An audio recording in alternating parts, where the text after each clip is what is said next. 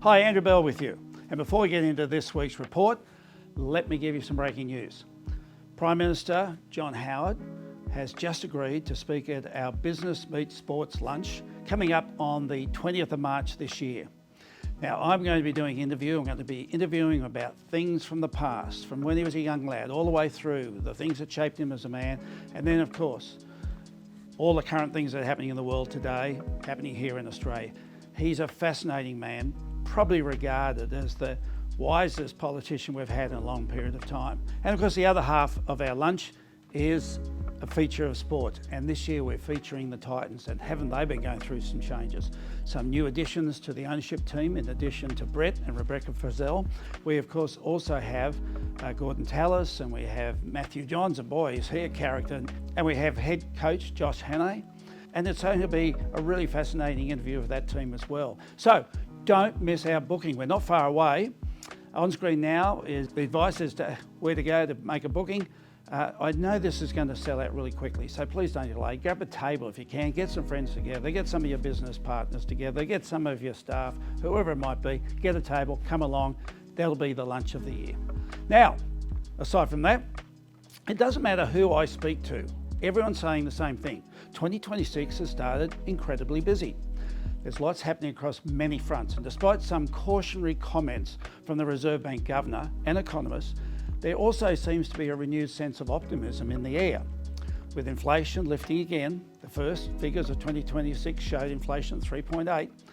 An interest rate rise was hardly a surprise.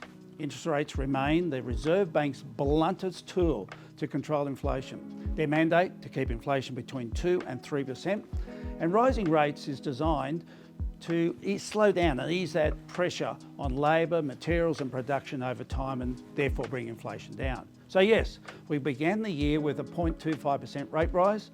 In isolation, that's unlikely to have a big or dramatic effect. But history suggests that the Reserve Bank rarely moves just once, and we may see further increases, possibly another 0.25% around May, perhaps a further one later in the year.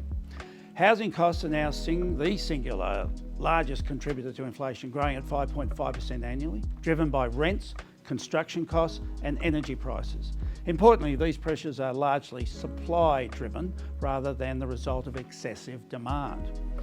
I've had many people ask what I think will happen this year. Well, I guess with 50 years under my belt in the marketplace, leading one of the country's largest real estate groups and working closely with government and industry bodies, it's understandable people might ask me that.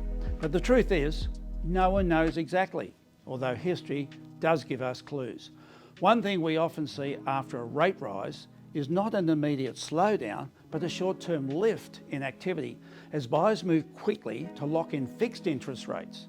We saw that play out last weekend with the Ray White Bell Group's on-site auction at 34 Maralula Avenue at Bigger Waters. There were 20 registered bidders, around 100 people in attendance, and the property sold under the hammer for $2.41 million, 20% above reserve. That's a week after the rate rise.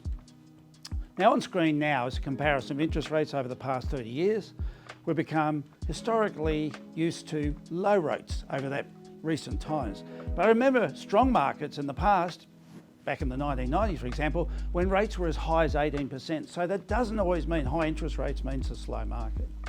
Now, while the cost of living pressures make today's market more sensitive, people still need to live somewhere. Supply remains the biggest challenge.